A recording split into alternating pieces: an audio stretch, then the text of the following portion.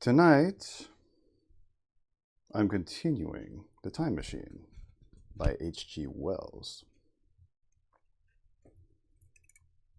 And we're in chapter 4.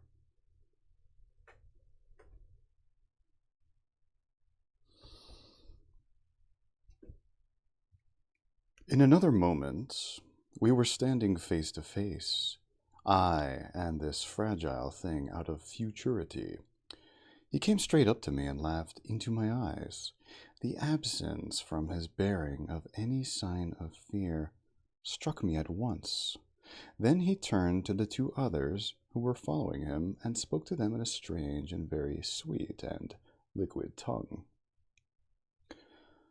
There were others coming, and presently a little group of perhaps 8 or 10 of these exquisite creatures were about me. One of them addressed me.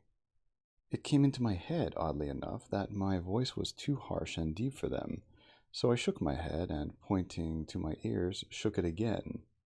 He came a step forward, hesitated, and then touched my hand.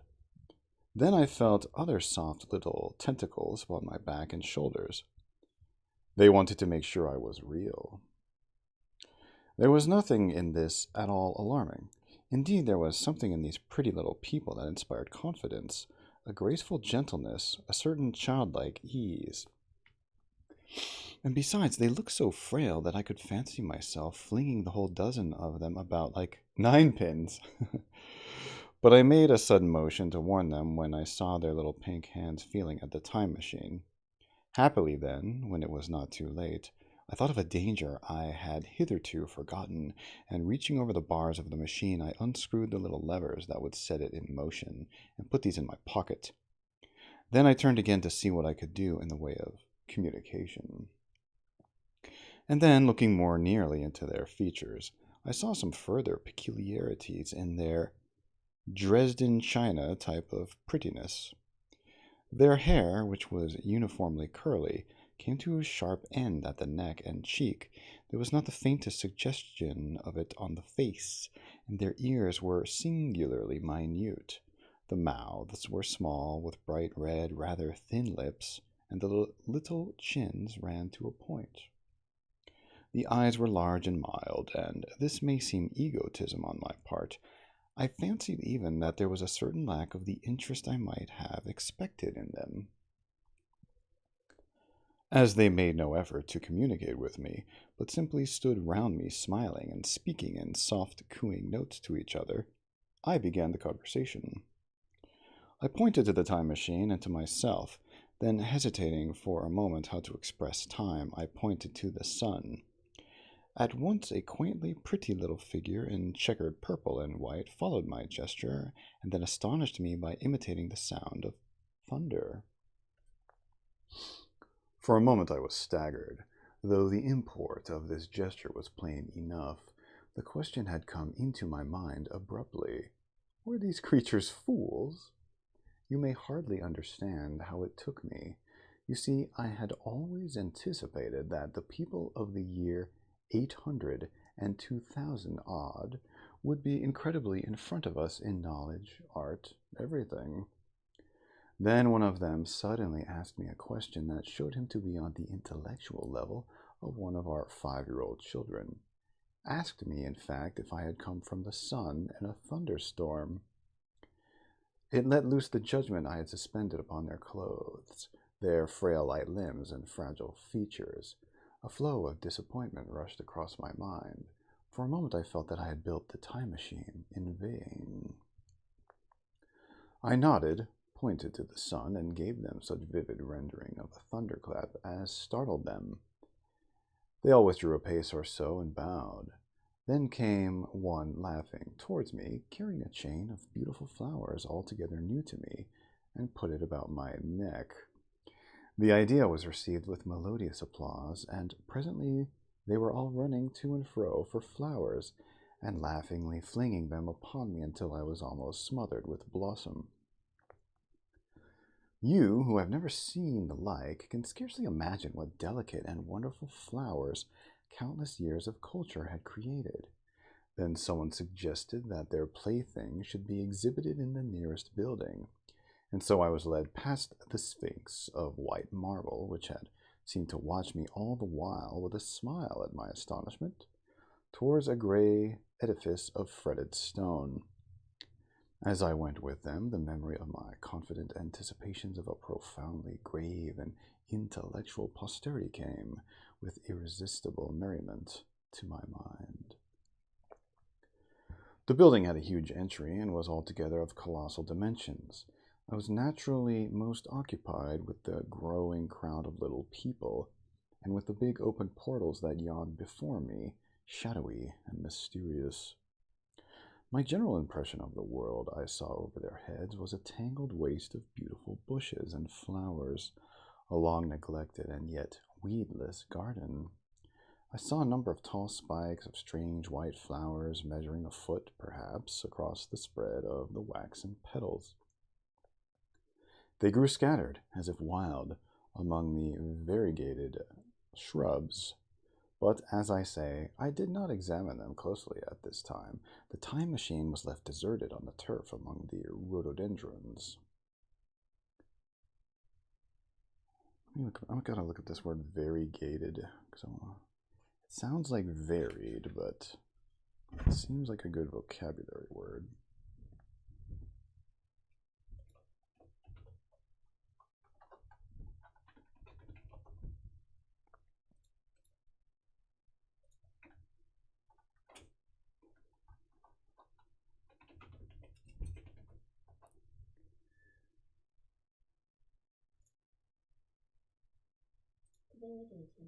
Variegated adjective, exhibiting different colors, especially as irregular patches or streaks of a plant or foliage having or consisting of leaves that are edged or patterned in a second color, especially white as well as green. Ah, there it is.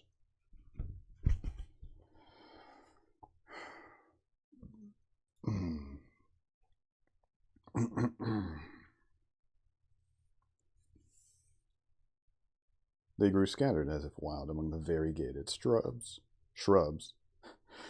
But as I say, I did not examine them closely at this time. The time machine was left deserted on the turf among the rhododendrons. The arch of the doorway was richly carved, but naturally I did not observe the carving very narrowly, though I fancied I saw suggestions of old Phoenician decorations as I passed through, and it struck me that they were very badly broken and weather-worn. Several more brightly clad people met me in the doorway, and so we entered. I, dressed in dingy 19th century garments, looking grotesque enough, garlanded with flowers, and surrounded by an eddying mass of bright, soft-colored robes and shining white limbs in a melodious whirl of laughter and laughing speech. The big doorway opened into a proportionately great hall hung with brown. The roof was in shadow, and the windows, partially glazed with colored glass and partially unglazed, admitted a tempered light. The floor was made up of huge blocks of some very hard white metal, not plates nor slabs, blocks, and it was so much worn, as I judged by the going to and fro of past generations, as to be deeply channeled along the more frequented ways. Love you too, honey. Transverse to the length were innumerable tables made of slabs of polished stone, raised perhaps a foot from the floor, and upon these were heaps of fruits. Some I recognized as a kind of hypertrophied raspberry and orange, but for the most part they were strange. Between the tables was scattered a great number of cushions. Upon these my conductors seated themselves, signing for me to do likewise.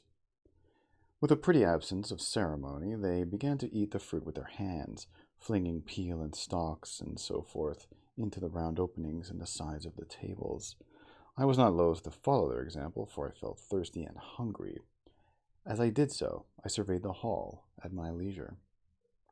Now I'm thirsty.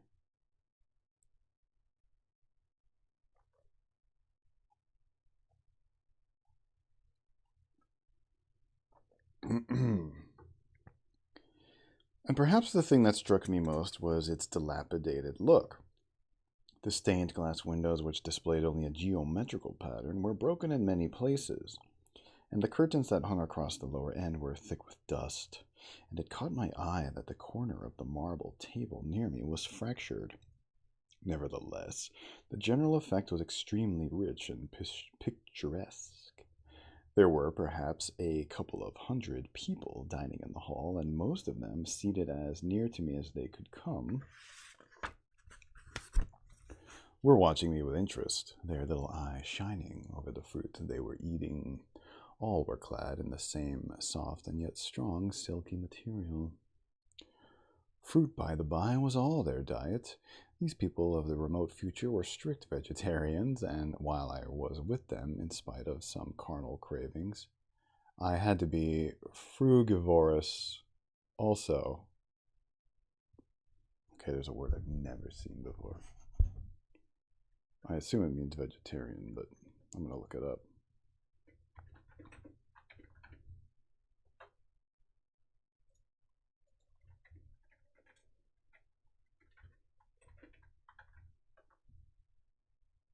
Feeding on fruit. Oh, just feeding on fruit. Frugivorous. Oh, frugivorous.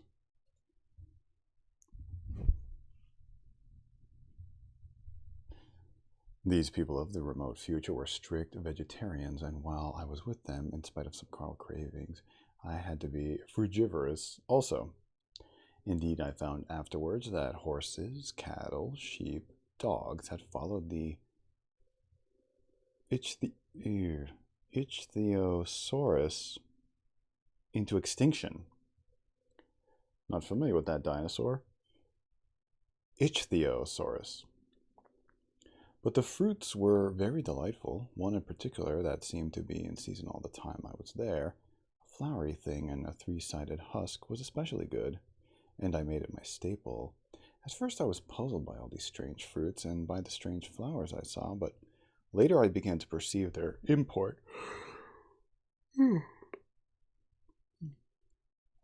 However, I am telling you of my fruit dinner in the distant future now. So soon as my appetite was a little checked, I determined to make a resolute attempt to learn the speech of these new men of mine. Clearly that was the next thing to do. The fruits seemed a convenient thing to begin upon, and holding one of these up, I began a series of interrogative sounds and gestures. I had some considerable difficulty in conveying my meaning.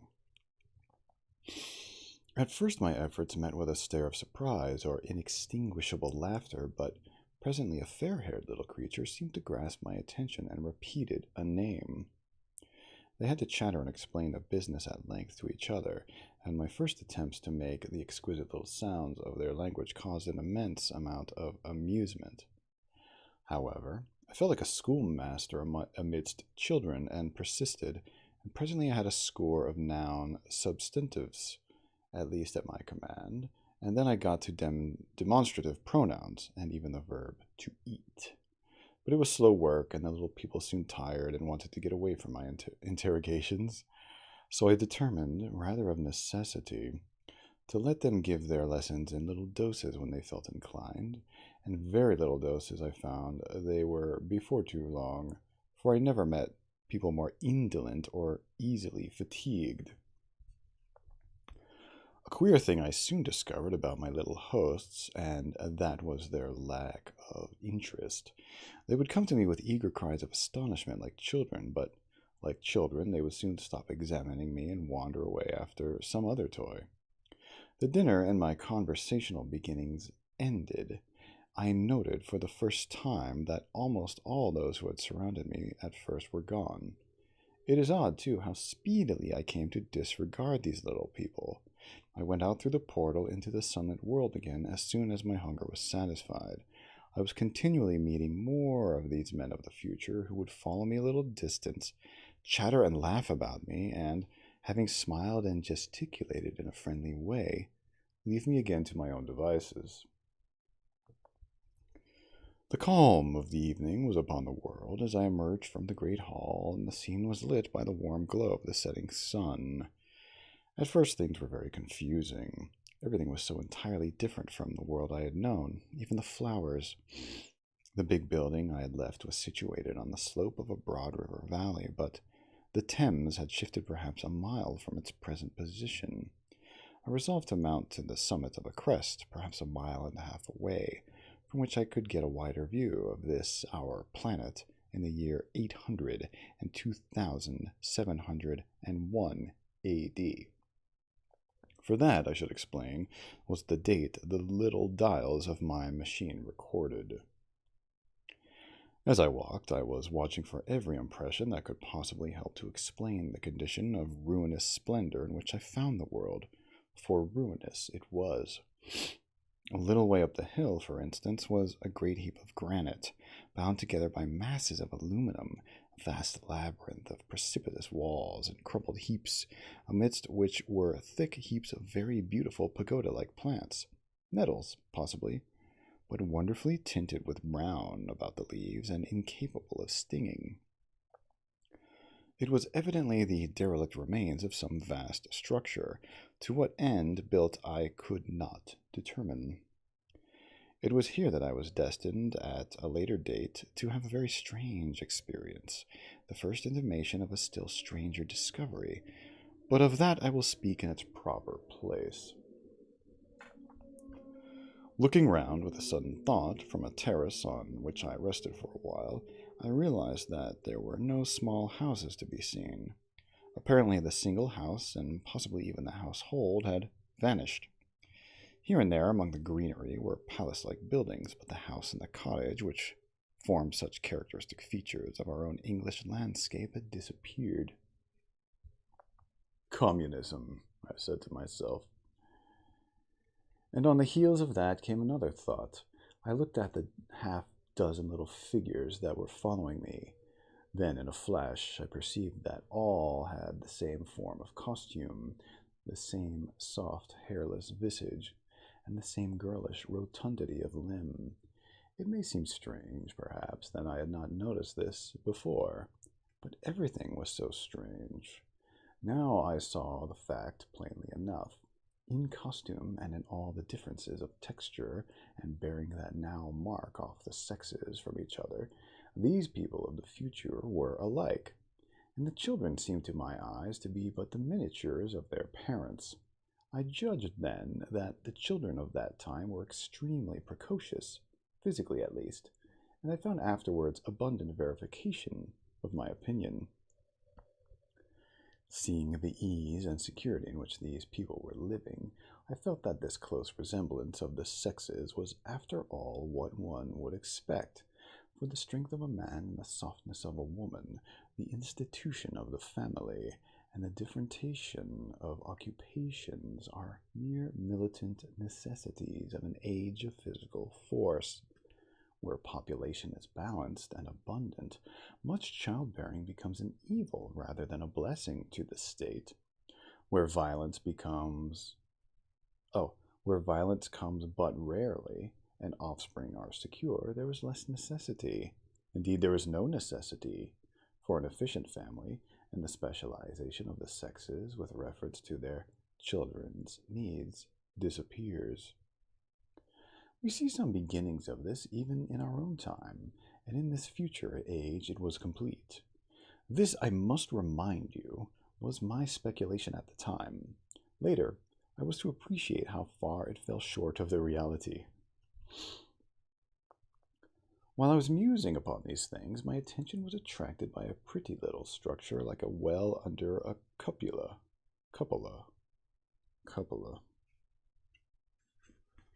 Okay, let's look that up because I'm not sure what. I think I know what that means, but let's be sure.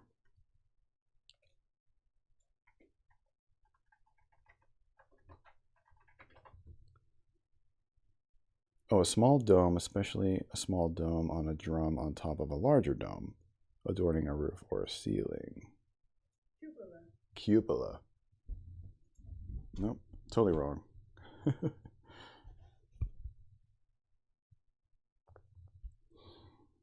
Oh, where was I? While I was musing upon these things, my attention was attracted by a pretty little structure like a well under a cupola. I thought it in a transitory way of the oddness of wells still existing, and then resumed the thread of my speculations. There were no large buildings towards the top of the hill, and as my walking powers were evidently miraculous, I was presently left alone for the first time. With a strange sense of freedom and adventure, I pushed up onto the crest. Un jugador normal, hello. There I found a seat of some yellow metal that I did not recognize, corroded in places with a kind of pinkish rust and half smothered in soft moss. The armrests cast and filed into the resemblance of griffins' heads.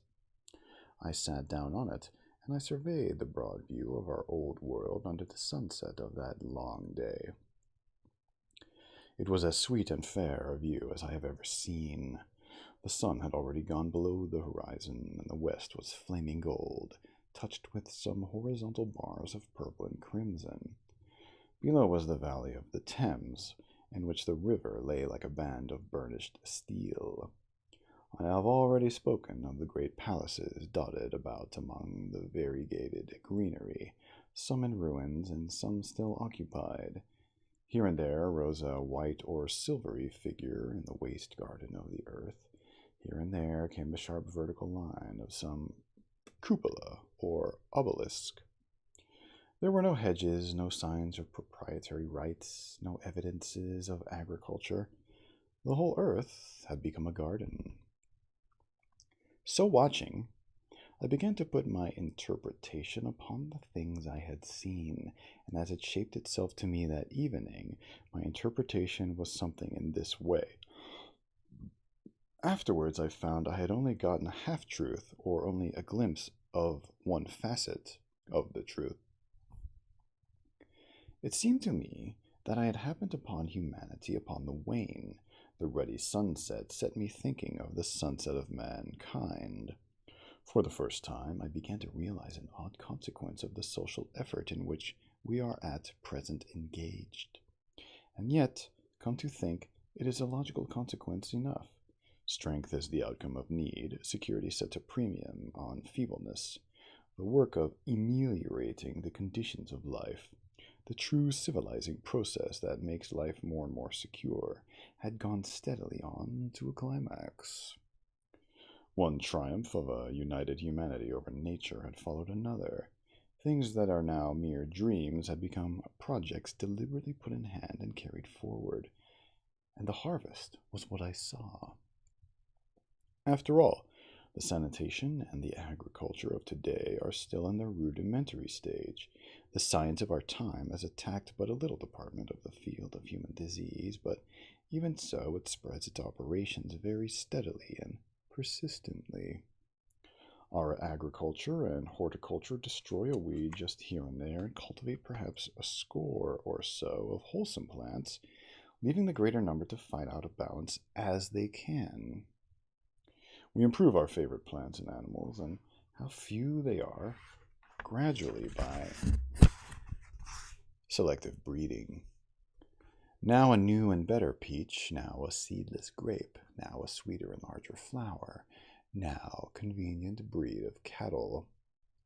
We improve them gradually because our ideals are vague and tentative, and our knowledge is very limited, because nature too is shy and slow in our clumsy hands. Someday, all this will be better organized, and still better.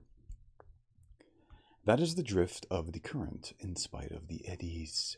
The whole world will be intelligent, educated, and cooperating. Things will move faster and faster towards the subjugation of nature. In the end, wisely and carefully, we shall readjust the balance of animal and vegetable life to suit our human needs.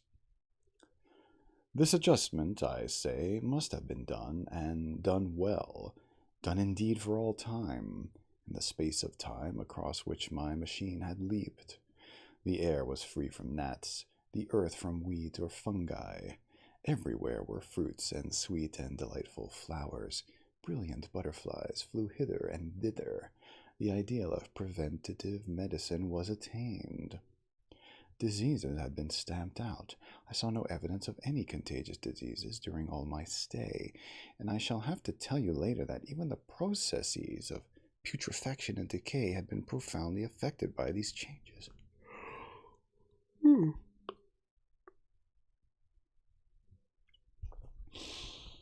Social triumphs, too, had been effected. I saw mankind housed in splendid shelters, gloriously clothed, and as yet I had found them engaged in no toil.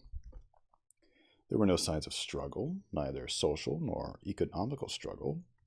The shop, the advertisement, traffic, all that commerce which constitutes the body of our world was gone.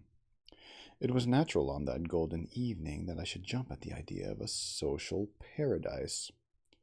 The difficulty of increasing population had been met, I guessed, and population had ceased to increase. But with this change in condition comes inevitably adaptations to the change. What, unless biological science is a mass of errors, is the cause of human intelligence and vigor? Hardship and freedom, conditions under which the active, strong, and subtle survive, and the weaker go to the wall, conditions that put a premium upon the loyal alliance of capable men, upon self-restraint, patience, and decision, and the institution of the family, and the emotions that arise therein, the fierce jealousy, the tenderness for offspring, parental self-devotion, all found their justification and support in the imminent dangers of the young. Now, where are these imminent dangers? There is a sentiment arising, and it will grow, against connubial jealousy. Okay, I gotta look that up. Connubial?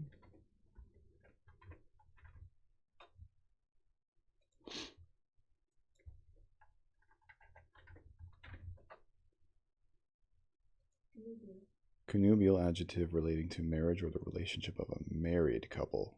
Conjugal. Okay.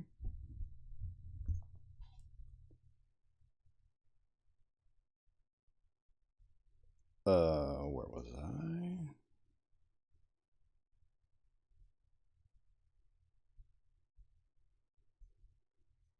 And the institution of the family and the emotions that arise therein, the fierce jealousy, the tenderness. Oh yeah, I read that.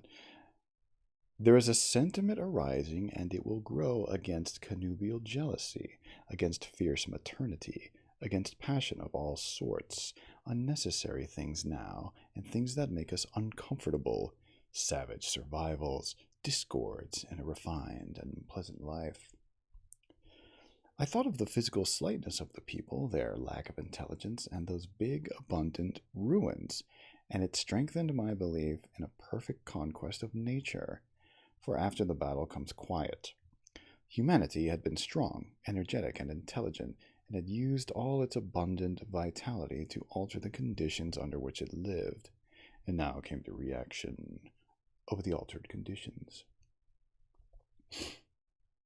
Under the new conditions of perfect comfort and security, that restless energy, that with us is strength, would become weakness.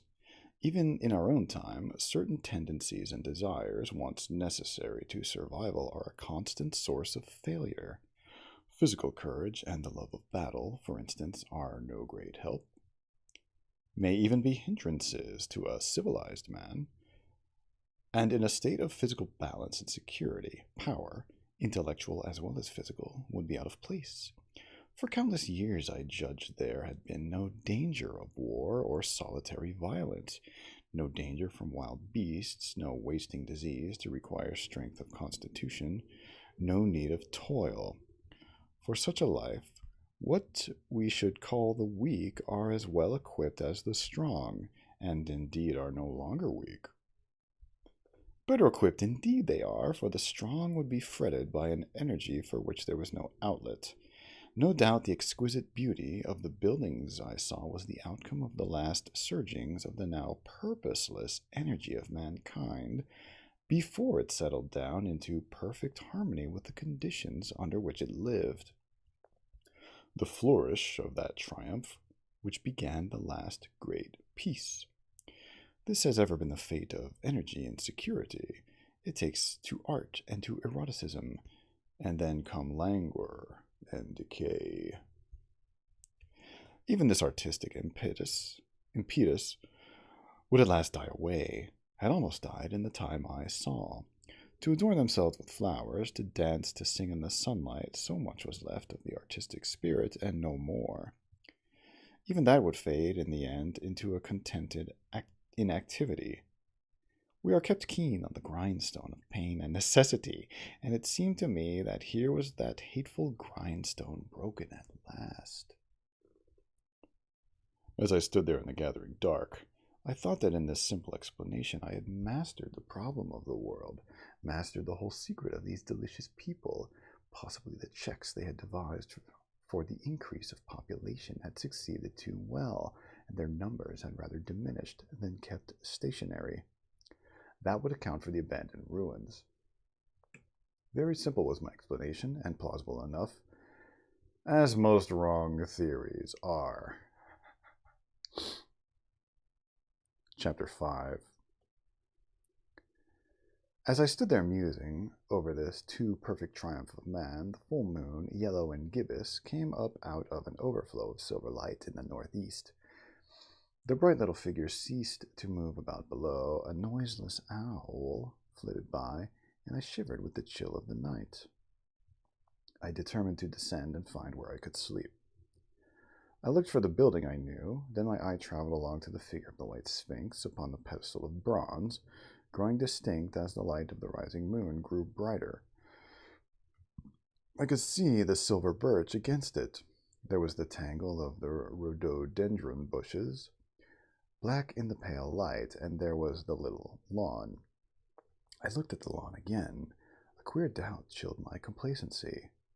No, said I stoutly to myself. That was not the lawn. But it was the lawn, for the white leprous face of the sphinx was toward it. Can you imagine what I felt as this conviction came home to me? But you cannot. The time machine was gone. At once, like a lash across the face, came the possibility of losing my own age, of being left helpless in this strange new world. The bare thought of it was an actual physical sensation. I could feel it grip me at the throat and stop my breathing. In another moment, I was in a passion of fear and running with great leaping strides down the slope. Once I fell headlong and cut my face. I lost no time in stanching the blood, but jumped up and ran on with a warm trickle down my cheek and chin.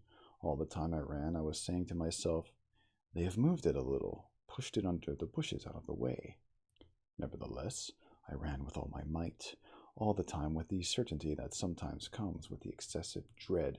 I knew that such assurance was folly, knew instinctively that the machine was removed out of my reach.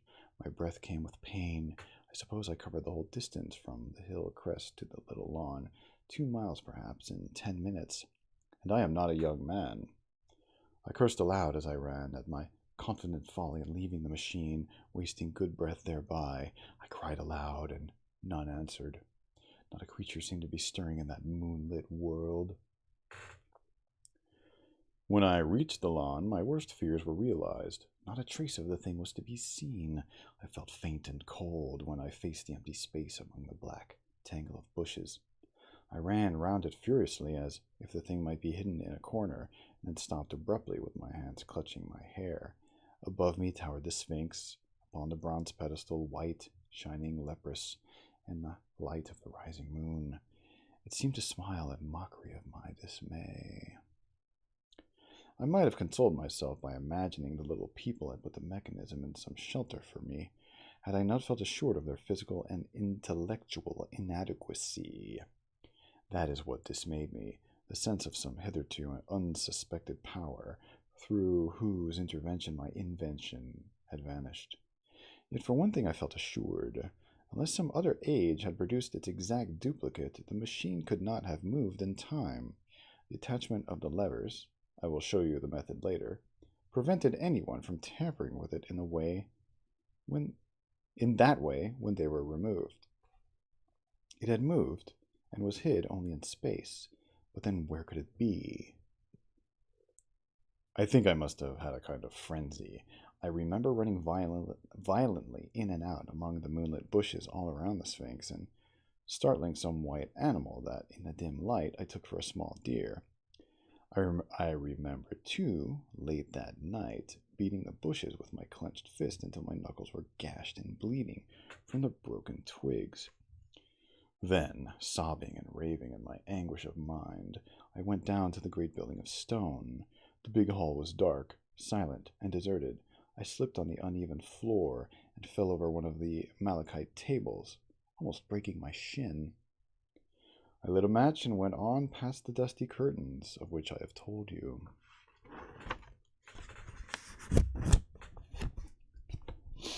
There, I found a second great hall covered with cushions, upon which perhaps a score or so of the little people were sleeping. I have no doubt they found my second appearance strange enough, coming suddenly out of the quiet darkness with inarticulate noises and the sputter and flare of a match.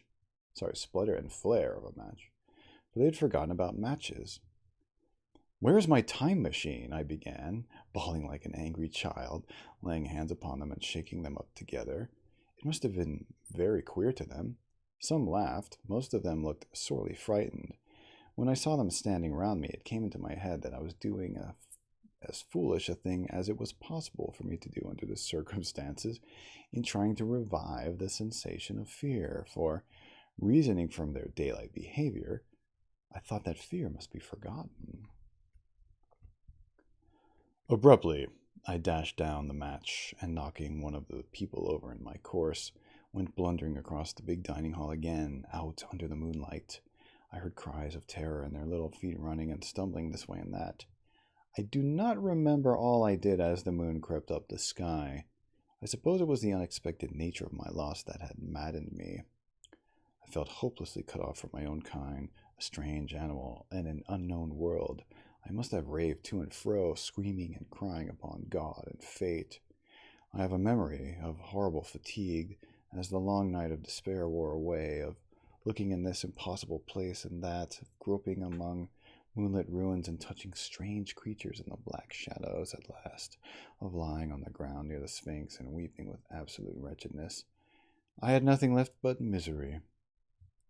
Then I slept, and when I woke again it was full day, and a couple of sparrows were hopping round me on the turf within reach of my arm. I sat up in the freshness of the morning, trying to remember how I had got there, and why I had such a profound sense of desertion and despair. Then things came clear in my mind. With the plain, reasonable daylight, I could look my circumstances fairly in the face. I saw the wild folly of my frenzy overnight, and I could reason with myself. "Suppose the worst," I said. "Suppose the machine altogether lost, perhaps destroyed. It behooves me to be calm and patient, to learn the way of the people, to get a clear idea of the method of my loss, and the means of getting materials and tools, so that in the end, perhaps, I may make another. That would be my only hope, perhaps, but better than despair, and after all, it was a beautiful and curious world." But probably the machine had only been taken away. Still, I must be calm and patient, find its hiding place, and recover it by force or cunning. And with that I scrambled to my feet and looked about me, wondering where I could bathe. I felt weary, stiff, and travel-soiled. The freshness of the morning made me desire an equal freshness. I had exhausted my emotion, indeed, as I went about my business.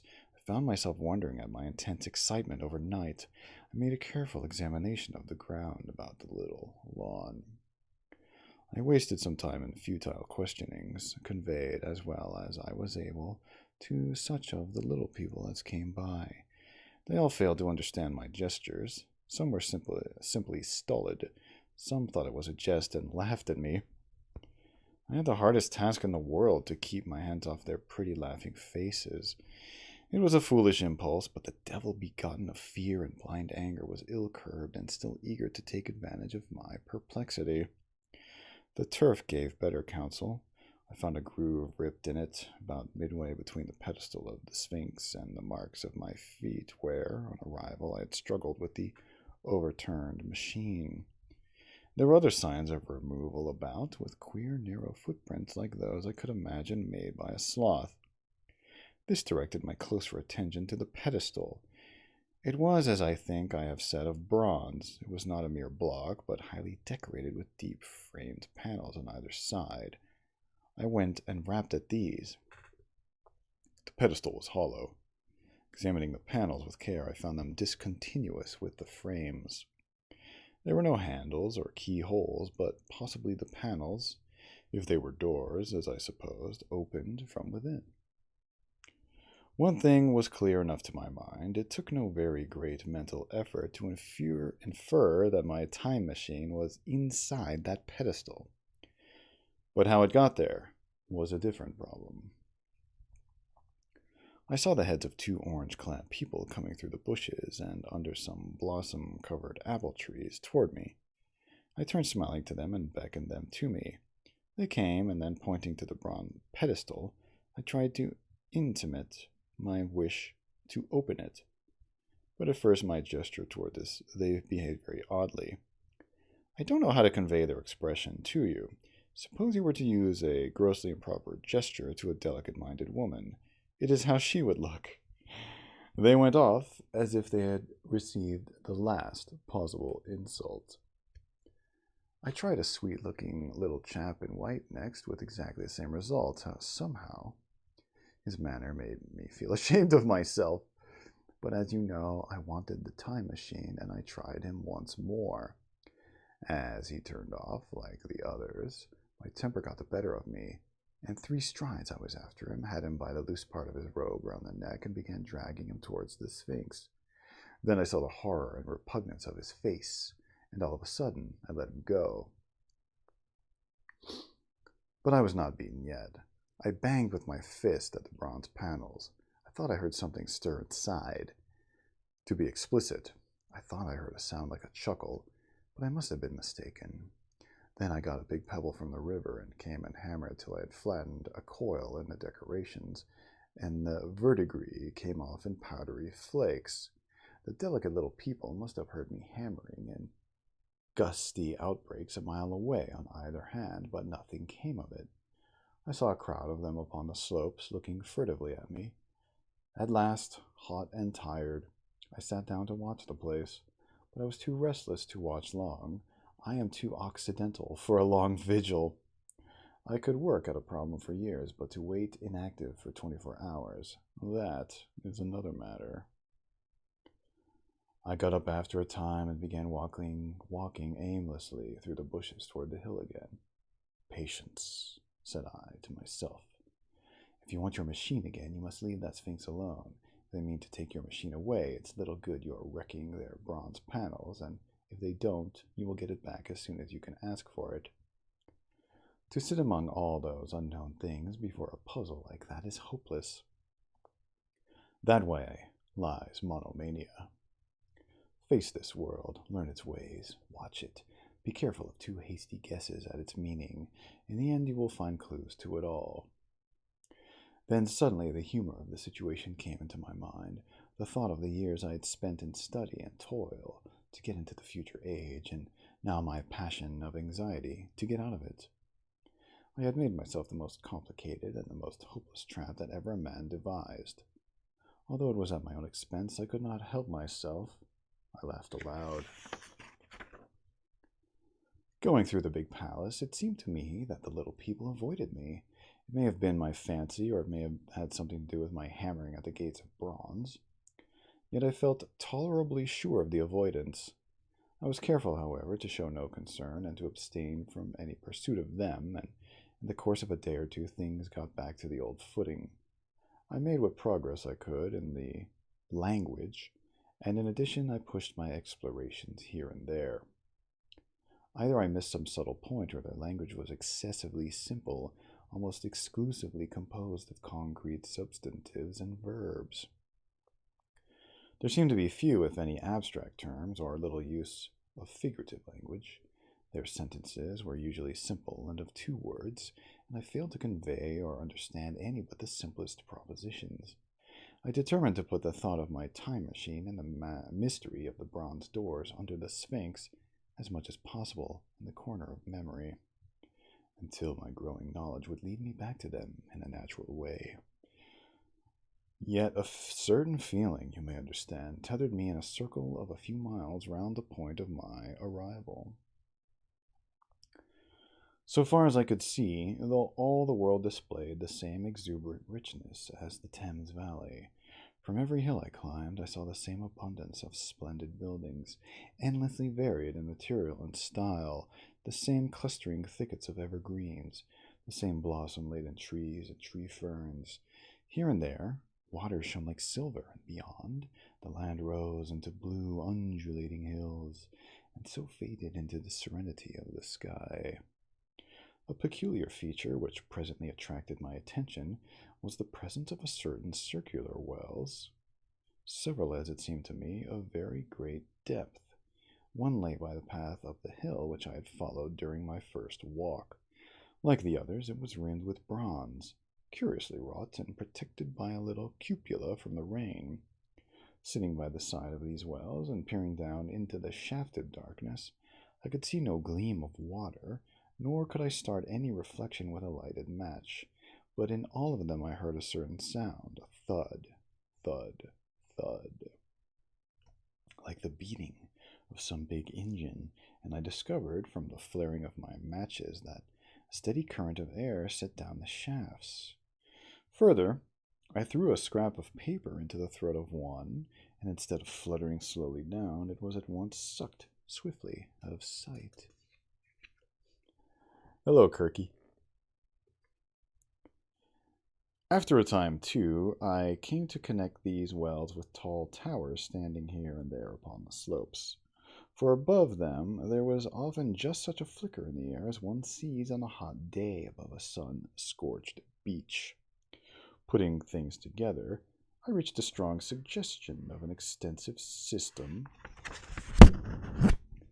of subterranean ventilation, whose true import it was difficult to imagine.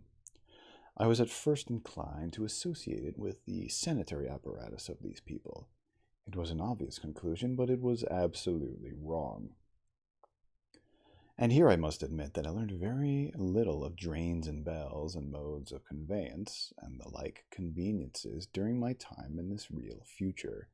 In some of these visions of utopias and coming times which I have read, there is a vast amount of detail about building and social arrangements and so forth, but while such details are easy enough to obtain when the world is contained in one's imagination, they are altogether inaccessible to a real traveler amid such realities as I found here. Conceive the tale of London which a Negro fresh from Central Africa would take back to his tribe. What would he know of railway companies, of social movements, of telephone and telegraph wires, of the parcels of delivery, company and postal orders, and the like? Yet we, at least, should be willing enough to explain these things to him, and even of what we knew, how much could he make his untraveled friend either apprehend or believe? Then think how narrow the gap between a Negro and a white man of our own times, and how wide the interval between myself and these of the Golden Age. I was sensible of much which was unseen, and which contributed to my comfort, but save for a general impression of automatic organization, I fear I can convey very little of the difference to your mind. In the matter of sepulture, for instance, I could see no signs of crematoria, nor anything suggestive of tombs, but it occurred to me that possibly there might be cemeteries, or crematoria, somewhere beyond the range of my explorings. This again was a question I deliberately put to myself, and my curiosity was at first entirely defeated upon the point. The thing puzzled me, and I was led to make a further remark, which puzzled me still more, that aged and infirm among these people there were none.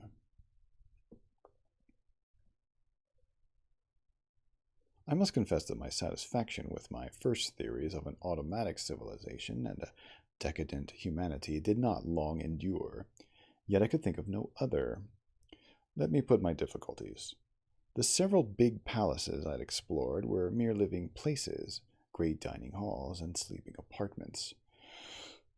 I could find no machinery, no appliances of any kind, yet these people were clothed in pleasant fabrics that must at times need renewal, and their sandals, though undecorated, were fairly complex specimens of metalwork. Somehow such things must be made, and the little people displayed no vestige of a creative tendency. There were no shops, no workshops, no sign of importations among them. They spent all their time in playing gently and bathing in the river and making love in a half-playful fashion and eating fruit and sleeping. I could not see how things were kept going. Then again, about the time machine, something, I knew not what, had taken it into the hollow pedestal of the White Sphinx. Why? For the life of me, I could not imagine. Those waterless wells, too, those flickering pillars. I felt I lacked a clue. I felt, how should I put it? Suppose you found an inscription with sentences here and there in excellent plain English and interpolated therewith, others made up of words, of letters even, absolutely unknown to you. Well, on the third day of my visit, that was how the world of 802,701 presented itself to me. That day, too, I made a friend of a sort. It happened that, as I was watching some of the little people bathing in a shallow, one of them was seized with a cramp and began drifting downstream. The main current ran rather swiftly, but not too strongly for even a moderate swimmer. It will give you an idea, therefore, of the strange deficiency in these creatures when I tell you that none made the slightest attempt to rescue the weakly crying little thing which was drowning before their eyes. When I realized this, I hurriedly slipped off my clothes, and wading in at a point lower down, I caught the poor mite and drew her safe to land.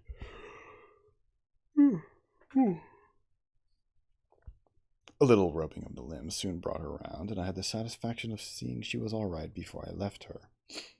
I had got to such a low estimate of her kind that I did not expect any gratitude from her. In that, however, I was wrong. This happened in the morning. In the afternoon I met my little woman, as I believe it was, as I was returning towards my center from an exploration, and she received me with cries of delight and presented me with a big garland of flowers, evidently made for me and me alone. The thing took my imagination. Very possibly I had been feeling desolate. At any rate, I did my best to display my appreciation of the gift. We were soon seated together in a little stone arbor, engaged in conversation, chiefly of smiles. The creature's friendliness affected me exactly as a child's might have done. We passed each other flowers, and she kissed my hands. I did the same to hers.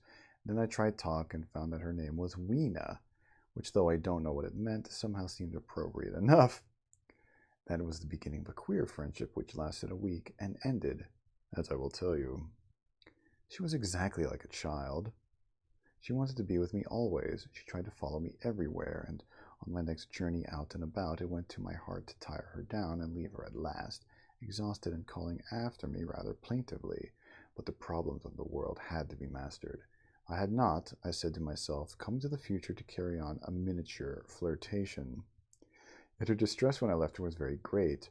Her expostulations at the parting were sometimes frantic, and I think, altogether, I had as much trouble as comfort from her devotion. Nevertheless, she was somehow a very great comfort. I thought it was mere childish affection that made her cling to me. Until it was too late, I did not clearly know what I had inflicted upon her when I had left her. Nor until it was too late did I clearly understand what she was to me, for by merely seeming fond of me and showing in her weak, futile way that she cared for me, the little doll of a creature presently gave my return to the neighborhood of the White Sphinx almost a feeling of coming home.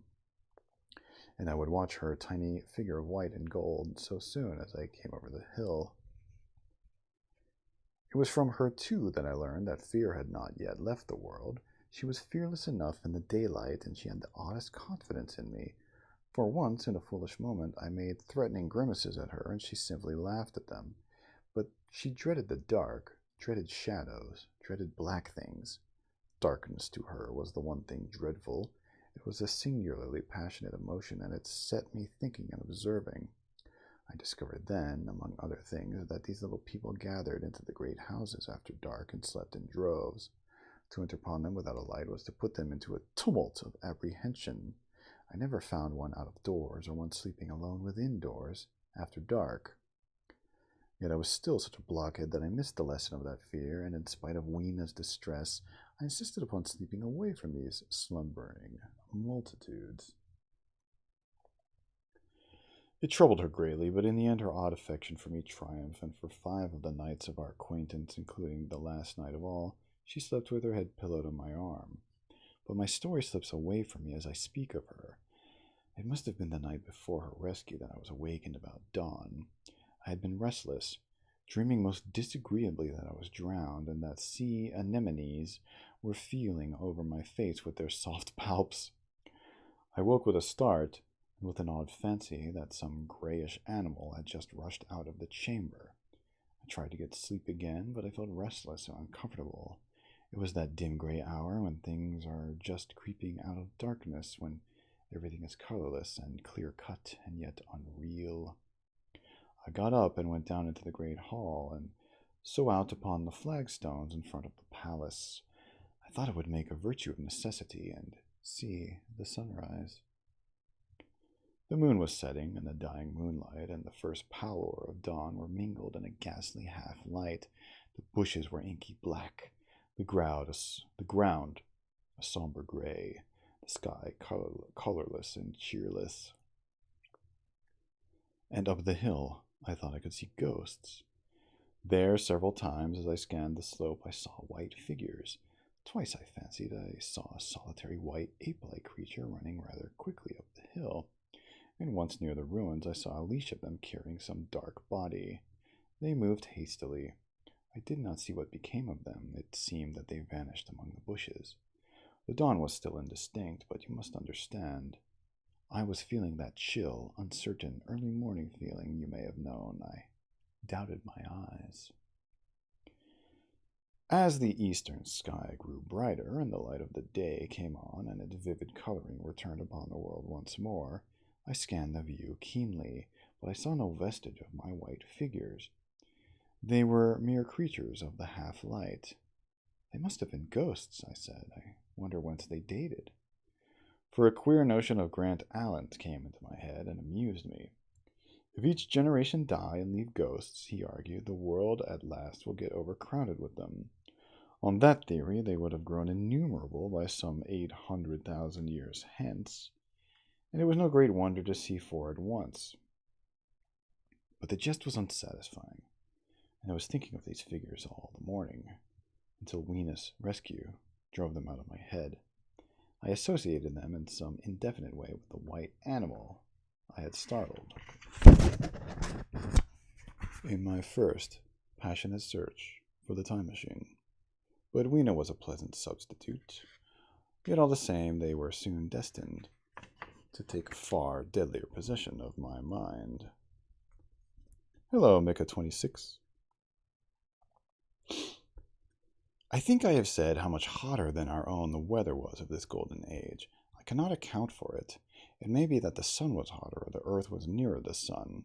It is unusual to assume that the sun will go on cooling steadily in the future, but people unfamiliar with such speculations as those of the younger Darwin forget that the planets must ultimately fall back one by one into the parent body. As these catastrophes occur, the sun will blaze with renewed energy, and it may be that some inner planet had suffered this fate. Whatever the reason, the fact remains that the sun was very much hotter than we know it. Well, one very hot morning, my 4th, I think, as I was seeking shelter from the heat and glare in a colossal ruin near the great house where I slept and fed, there happened this strange thing. Clambering among these heaps of masonry, I found a narrow gallery whose end and side windows were blocked by fallen masses of stone. By contrast with the brilliancy outside, it seemed at first impenetrably dark to me. I entered it groping, for the change from light to darkness made spots of color swim before me. Suddenly I halted, spellbound. A pair of eyes, luminous by reflection against the daylight without, was watching me out of the darkness. The old instinctive dread of wild beasts came upon me. I clenched my hands and steadfastly looked into the glaring eyeballs. I was afraid to turn. Then the thought of the absolute security in which the humanity appeared to be living came to my mind, and then I remembered that strange terror of the dark. Overcoming my fear to some extent, I advanced a step and spoke. I will admit that my voice was harsh and ill-controlled. I put out my hand and touched something soft. At once the eye started sideways, and something white ran past me. I turned with my heart in my mouth and saw a queer little ape-like figure, its head held down in a peculiar manner, running across the sunlit space behind me. It blundered against a block of granite, staggered aside, and in a moment was hidden in a black shadow beneath another pile of ruined masonry. My impression of it is, of course, imperfect, but I know it was a dull white, and had strange, large, grayish-red eyes. Also that there was a flaxen hair on its head and down its back. But as I say, it went too fast for me to see distinctly. I cannot even say whether it ran on all fours, or only if its forearms held very low. After an instant's pause, I followed it into the second heap of ruins. I could not find it at first, but after a time in the profound obscurity, I came upon one of those round, well-like openings of which I have told you, half closed by a fallen pillar. A sudden thought came to me. Could this thing have vanished down the shaft? I lit a match, and looking down, I saw a small, white, moving creature with large, bright eyes which regarded me steadfastly as it retreated. It made me shudder. It was so like a human spider.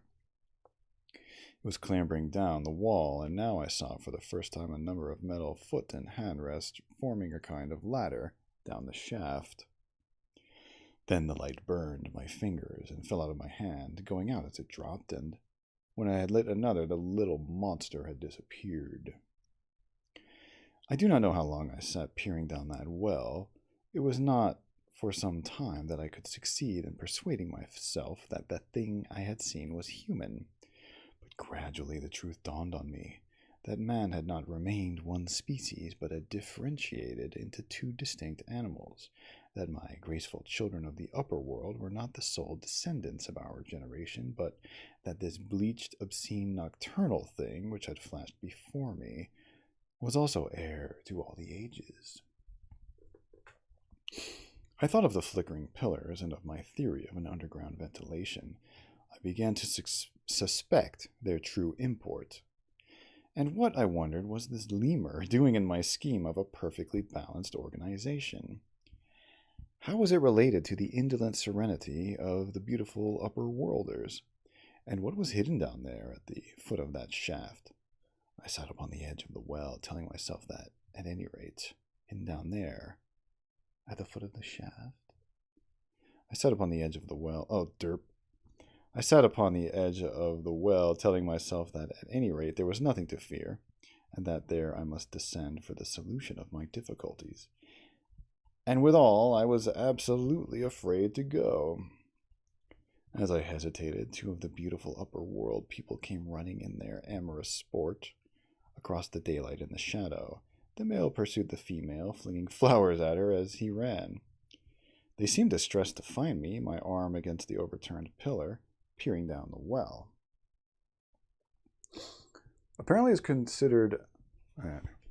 Apparently it was considered bad form to remark these apertures, for when I pointed to this one and tried to frame a question about it in their tongue, they were still more visibly distressed and turned away. But they were interested by my matches, and I struck some to amuse them. I tried them again about the well, and again I failed, so presently I left them, meaning to go back to Weena and see what I could get from her, but my mind was already in revolution. My guesses and impressions were slipping and sliding to new adjustment.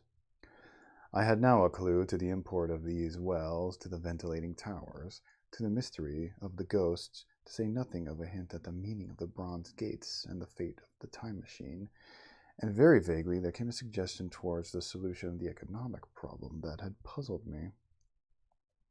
Here was the new view. Plainly, this second species of man was subterranean. There were three circumstances in particular which made me think that its rare emergence above ground was the outcome of a long-continued underground habit. In the first place, there was the bleached look common in most animals that live largely in the dark. The white fish of the Kentucky caves, for instance. Then those large eyes, with that capacity for reflecting light, are common features of nocturnal things. Witness the owl and the cat. And last of all, that evident confusion in the sunshine, that hasty yet fumbling awkward flight towards dark shadow, and that peculiar carriage of the head while in the light, all reinforce the theory of an extreme sensitiveness of the retina. Beneath my feet, then, the earth must be tunneled enormously, and these tunnelings were the habitat of the new race. The presence of ventilating shafts and wells along the hill slopes, everywhere in fact, except along the river valley, showed how universal were its ramifications. Was so natural, then, as to assume that it was in this artificial underworld that such works as was necessary to the comfort of the daylight race was done. The notion was so plausible that at once I accepted it and went on to assume the how of this splitting of the human species. I dare say you will anticipate the shape of my theory, though, for myself, I very soon felt that it fell far short of the truth.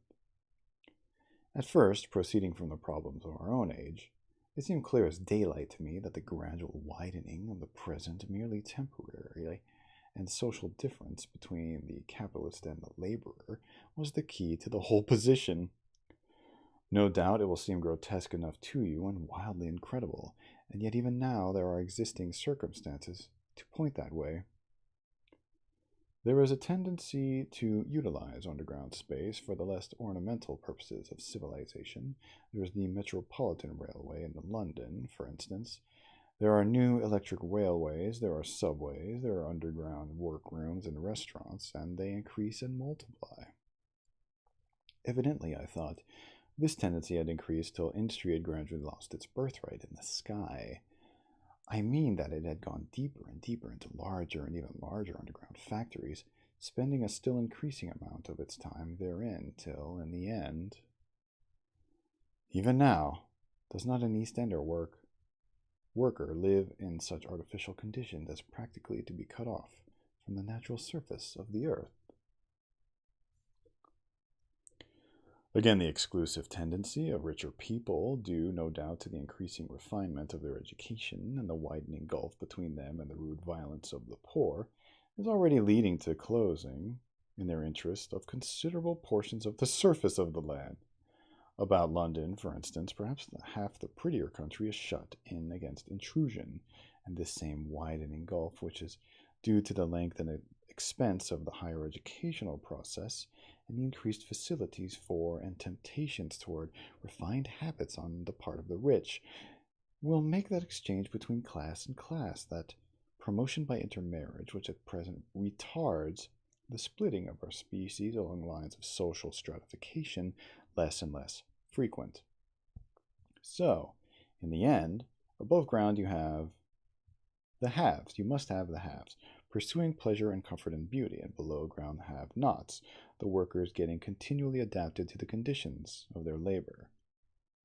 Once they were there, they would no doubt have to pay rent, and not a little of it, for the ventilation of their caverns, and if they refused, they would starve or be suffocated for arrears. Such of them as were so constituted as to be miserable and rebellious would die, and in the end, the balance being permanent, the survivors would become as well adapted to the conditions of underground life, and as happy in their way as the upper world people were to theirs. As it seemed to me, the refined beauty and the etiolated pallor followed naturally enough. Etiolated? What?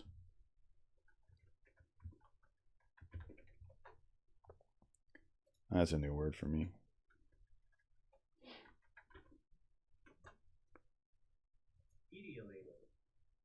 Etiolated. Pale and drawn out due to a lack of light, having lost vigor or substance. Feeble. Etiolated.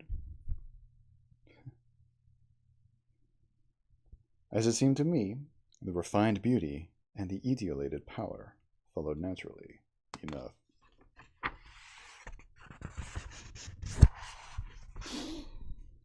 The great triumph of humanity I had dreamed of took different shape in my mind. It had been no such triumph of moral education and general cooperation as I had imagined. Instead, I saw a real aristocracy, armed with a perfected science and working to a logical conclusion, the industrial system of today. Its triumph had not been simply a triumph over nature, but a triumph over nature and the fellow man. This, I must warn you, was my theory at the time.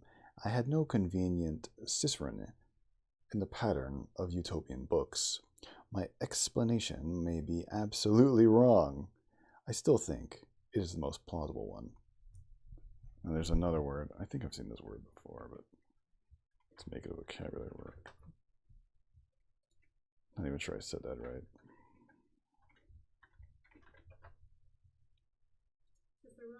Cicerone. A guide who gives information about antiquities and places of interest to sightseers.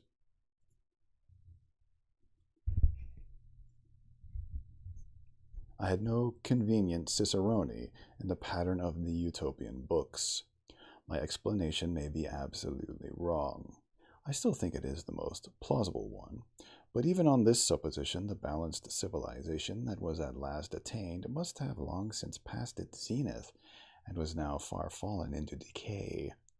The too perfect security of the upper worlders had led them to a slow movement of degeneration, to a general dwindling in size, strength, and intelligence.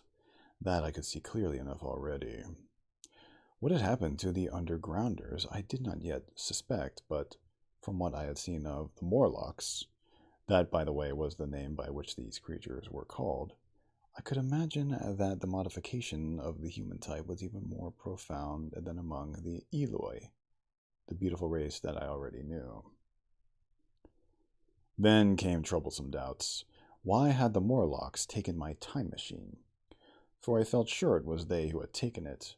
Why, too, if the Eloi were masters, could they not restore the machine to me? And why were they so terribly afraid of the dark? I proceeded, as I have said, to question Weena about this underworld, but here again I was disappointed. At first she would not understand my questions, and presently she refused to answer them. She shivered as though the topic was unendurable, and when I pressed her, perhaps a little too harshly, she burst into tears. They were the only tears, except my own, I ever saw in that golden age. When I saw them, I ceased abruptly to trouble about the Morlocks, and was only concerned in banishing these signs of the human inheritance from Weena's eyes. And very soon, she was smiling and clapping her hands, while I solemnly burned a match. That's the end of chapter 5. I'm going to stop there, because I'm tired.